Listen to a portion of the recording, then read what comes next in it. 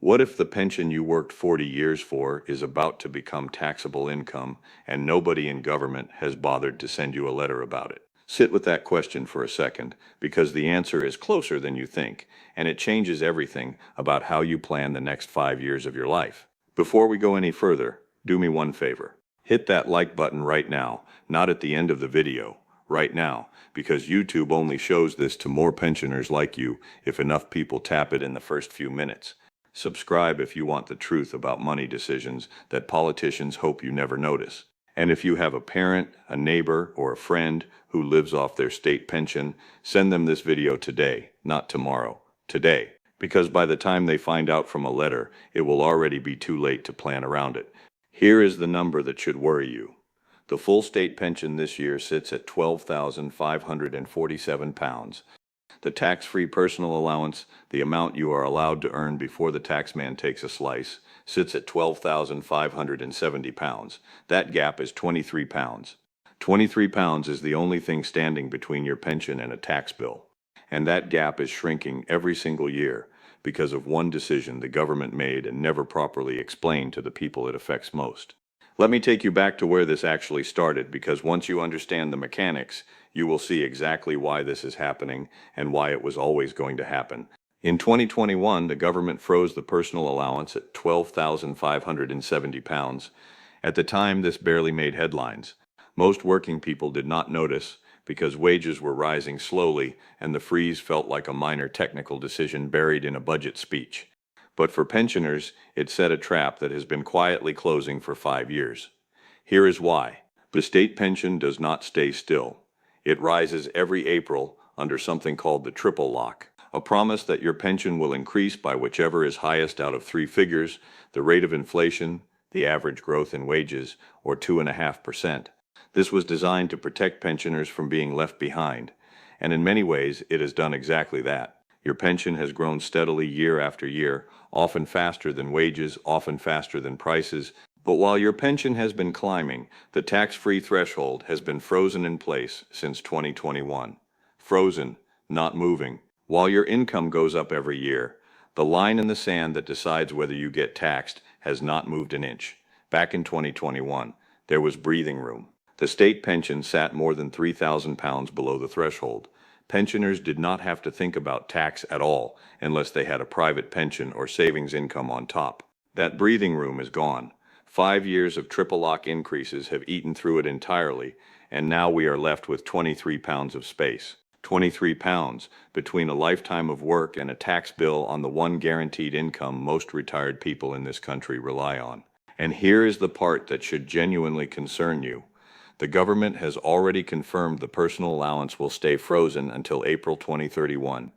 That is not a guess, that is not speculation, that is a published commitment, which means next year, when the triple lock pushes your pension up again, as it does every single April, the state pension will finally cross that £12,570 line. For the first time in the history of the triple lock, the basic state pension itself, with no other income at all, will sit above the tax-free threshold. Think about what that actually means.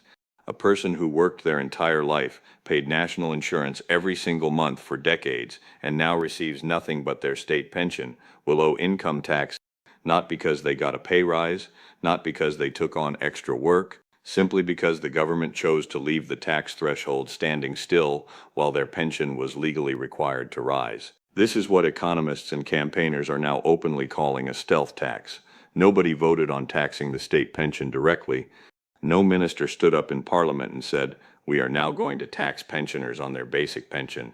Instead, they froze a number, sat back, and let the triple lock do the dirty work for them. Year after year, quietly, without a single headline announcement, until the gap simply disappeared on its own.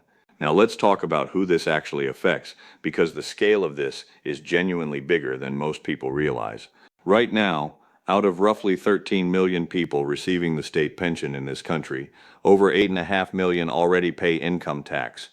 That is close to 2/3 of every pensioner in Britain. Read that again.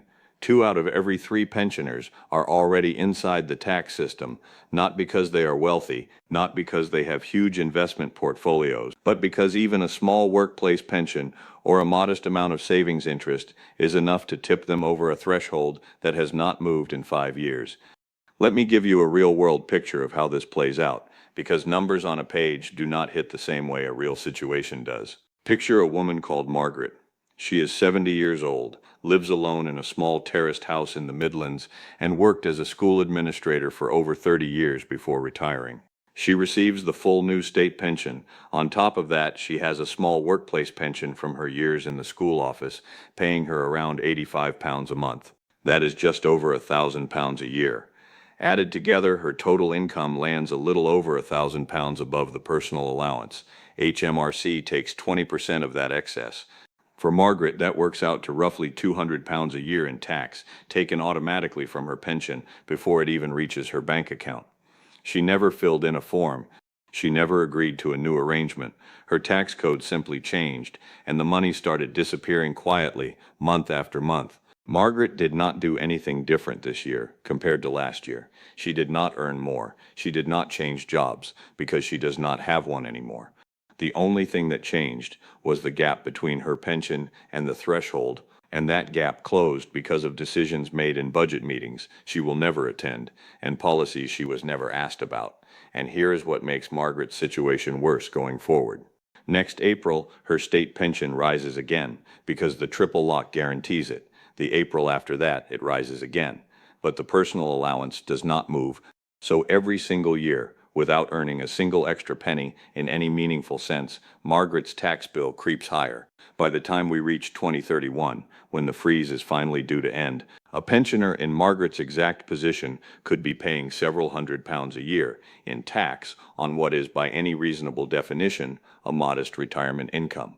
Now you might be thinking, surely the government has addressed this, surely someone in charge has said something reassuring, and in fairness, they have tried. The Chancellor was directly asked in a televised interview whether pensioners who rely only on the state pension, with no other income at all, would be forced to fill in a self-assessment tax return once the pension crosses the threshold.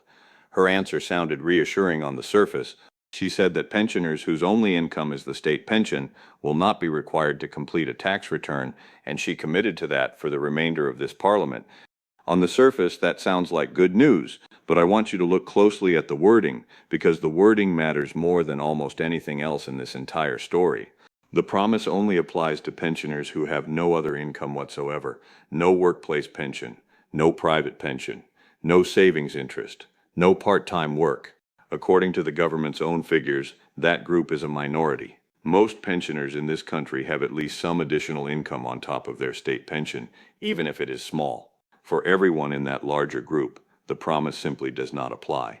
Their tax will continue to be collected automatically through their tax code, exactly as it is now, exactly as it has been for years. Nothing changes for them because of what was said on television. The second problem is even more important, and it is the one almost nobody talks about. The Chancellor's commitment was for this Parliament only. Parliaments in this country do not last forever. This one is required to end by 2029 at the very latest. After that point, any future government of any party is free to reverse that promise entirely. There is no law locking it in place. There is no permanent protection written into legislation. It is a verbal commitment made under questioning that expires the moment this government leaves office. And even within that limited window, notice exactly what was promised. She did not say pensioners would owe no tax. She said they would not be required to fill in a self-assessment form. Those are two completely different things. HMRC has other ways of collecting tax beyond a self-assessment return. Tax codes can be adjusted. Deductions can be applied automatically. The promise protects you from paperwork. It does not protect your money. The Office for Budget Responsibility, the independent body that produces the government's own economic forecasts, has already projected that by 2031, an additional 1 million pensioners will be pulled into the tax system compared to today. That is on top of the 8.5 million already paying. The government has these numbers. They commissioned the forecasts. They read the projections before they decided to extend the freeze, not after. This was not an accident they failed to foresee. It was a known outcome that was allowed to happen anyway, because the tax revenue generated from pensioners is expected to bring in well over £7 billion by the end of the decade. £7 billion. Think about where that money is quietly coming from. Not from large corporations, not from high earners with accountants and tax planning strategies, from pensioners, from people who spent their working lives paying into the system, who are now being taxed on the very pension that system promised to give them. I want to pause here and give you a clear, honest moment. If you take only one thing from this video, take this. The single most important action available to you right now is checking your tax code. Not next month. Not when the letter arrives. Now, today, while you still have time to question it before money is taken, log into your personal tax account on the official government website or call HMRC directly and ask them to walk through your tax code with you. Last year alone, well over 1.5 million pensioners were found to have been overcharged because of tax code errors. That is not a small administrative slip. That is real money, sitting in HMRC's hands instead of yours, simply because a code on a system was never corrected. If you found that number as alarming as I did, you understand why this video matters. So do something small for me. Drop a comment below telling me how close your own income sits to that personal allowance threshold. Not for me to see your private finances, just a simple yes or no, am I close to that line or not, because it helps other viewers realize just how many people are standing exactly where you are. And while you're there, tap subscribe, because there is more coming on exactly how to protect what's yours, and I do not want you to miss it. Now let's talk about what is coming next, because this is not a slow, distant problem. It is arriving on a specific, predictable timeline. Independent economic forecasts suggest the triple lock will push the state pension up by around 5.5% next April. If that figure holds, the full state pension will rise to somewhere around £13,200, which would place it more than £600 above the frozen personal allowance. For a pensioner with absolutely no other income, that alone could mean somewhere in the region of £125 a year in tax, taken directly from the one payment that was supposed to be the safety net for old age. For someone like Margaret, with even a small workplace pension stacked on top, that bill climbs considerably higher. And remember, the freeze does not end there. It continues for another 3 years after that, until 2031. Every April during that window, the pension rises, the threshold stays exactly where it is, and the gap between them widens automatically. Your tax bill grows on its own, year after year, without you doing a single thing differently. You do not need to earn more. You do not need to take on extra work. The system does it to you quietly, in the background, while life carries on as normal. A national pensioner advocacy group called Silver Voices has publicly called on the Chancellor to raise the personal allowance by at least £1,000, and then increase it in line with the triple lock every year afterwards, so the gap never closes again. So far, that call has not been answered. The freeze remains in place. The clock keeps ticking. So where does that leave you, sitting here listening to this right now? I want to be completely honest with you. You cannot personally stop the government from freezing a tax threshold. That decision sits far above any individual's control, and no amount of frustration changes the policy on its own. But there are real practical legal steps you can take today to reduce exactly how much of your pension HMRC is able to take. Some of them are remarkably simple, and many pensioners simply do not know they exist. The first, and arguably the most powerful tool available to married pensioners, is something called marriage allowance. If you are married or in a civil partnership, and one of you earns less than the personal allowance while the other earns more, the lower earning partner can transfer a portion of their unused allowance, currently around £1,260, to the higher earning partner. That transfer reduces the higher earner's tax bill by up to £252 every single year. And here is the part most people miss entirely. It can be backdated for up to 4 previous tax years. That means a married couple who qualify but never applied could be sitting on a lump sum refund of well over £1,000, simply waiting to be claimed through a short online form on the official government website. 10 minutes of your time for potentially £1,000 you are already owed. Second, check your tax code. And I want to repeat this because it genuinely matters that much. Every pensioner whose tax is collected automatically through PayYE has a tax code attached to their pension. That code determines exactly how much tax gets deducted before the money reaches you. HMRC gets these codes wrong far more often than most people realize. As I mentioned earlier, well over 1.5 million pensioners were overcharged last year alone because of errors in their tax code. Your code should appear on your pension statement or inside your personal tax account online. If anything looks unfamiliar or confusing, call HMRC directly and ask them to explain it line by line. It costs you a phone call. It could save you real money. Third, think carefully about where your savings sit. Interest earned on money held in an ordinary savings account counts as taxable income, and that income gets added to your pension when HMRC calculates whether you are over the threshold. But interest earned inside an individual savings account, an ISA, does not count toward your taxable income at all. It is sheltered completely. You are allowed to put up to £20,000 a year into an ISA, and for most pensioners, even moving a modest amount of savings across can make a meaningful difference to where you land relative to that threshold. If you are sitting right on the edge, as so many pensioners now are, this single change could be the difference between owing tax and owing nothing at all. Fourth, if you have a private or workplace pension pot you are still drawing from, think carefully about timing. You are entitled to take 25% of a defined contribution pension pot completely tax-free at a time of your choosing. By being deliberate about how much you withdraw and when, within a given tax year, you can sometimes keep your total income below the threshold, or at least reduce how much of it gets taxed. If this feels complicated, and for many people it genuinely does, it is worth booking a free PensionWise appointment through the government website. These sessions are entirely free, completely independent, with no one trying to sell you anything. Just clear, honest guidance about your own situation from someone who is not paid based on what you decide to do with your money. Let me bring all of this together, because I want you to walk away from this video with absolute clarity, not confusion. Your state pension is sitting just £23 below the tax-free threshold right now, today, as you are watching this. Next April, under the triple lock, it is expected to cross that line for the very first time in the history of the policy. The personal allowance will remain frozen until 2031, a full 5 more years of the gap widening automatically without any further announcement needed. The Chancellor's promise about avoiding self-assessment forms sounds reassuring on the surface, but it only protects a minority of pensioners, expires when this Parliament ends, and never actually promised that no tax would be owed. Meanwhile, HMRC is already quietly adjusting tax codes for millions of pensioners this year, often without anyone fully understanding why.